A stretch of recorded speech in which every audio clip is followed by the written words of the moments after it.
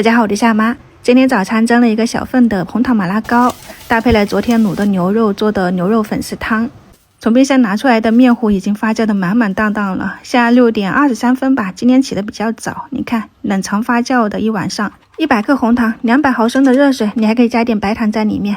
融化后要等它冷却哈，不烫手了，你再加入大概就是3克左右的耐高糖酵母，不然的话呢，温度高就容易把酵母给烫坏了。先放到一旁让它醒一小会儿。这里面是半斤的普通面粉，就是250克。木薯淀粉你倒入50克就可以了，就凑个300克的粉类。那边的红糖酵母水是300毫升嘛，基本上也就是1比1，我们之前也都做过。把它们搅拌到像这样子粘稠一点的面糊。做发糕麻辣糕的面糊里面稠一点，都不要太稀，它有支撑力，你发起来很好，就信心大增。盖上保鲜膜，你先不要着急，收拾一下厨房。我一般就是看到它已经起泡了，就再放到冰箱去冷藏的，1个晚上就这么发的满满当当了。早上起来放3-5克的小苏打或者是泡打粉，淋2圈的食用油，味道淡一点的豆油、玉米油都可以，你不要放那个菜籽油嘛，对不对？做甜品你放菜籽油是怎么想的？然后就给它搅拌均匀，完全没有气孔的哈，像这样子顺滑了。我今天用的是锡纸盒，下面已经倒了一点食用油的，你可以用就是稍微薄一点的容器。蒸这种东西它要导热快，你就不能用太厚的玻璃碗啊什么的哈，基本上用那个不锈钢的也可以。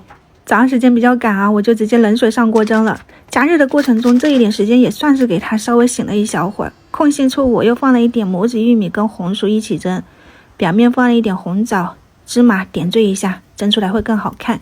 盖上盖子，大火大概可能蒸了31-2分钟。这边是昨天卤的牛肉，切碎了，用个砂锅来煮一个牛肉粉丝汤。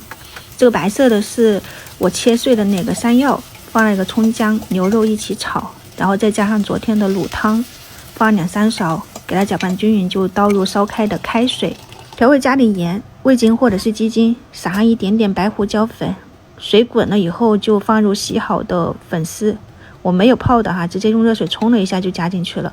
出锅之前放一点那个青菜，然后葱，这样子就搞定了，还是挺好喝的哦。你别看很简单，早上的话呢可以来一碗。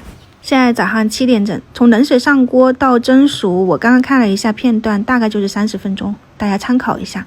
发的挺好哦，看着也很细腻，香味浓郁。红薯玉米蒸熟了，早上肯定是吃不了那么多，就是下午回来了饿了啃2啃。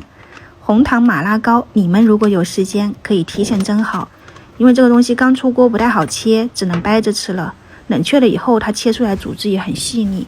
今天的早餐就供大家参考一下，还是挺不错的哈。这么一点时间也做出了这么多了。晚安再见，拜拜。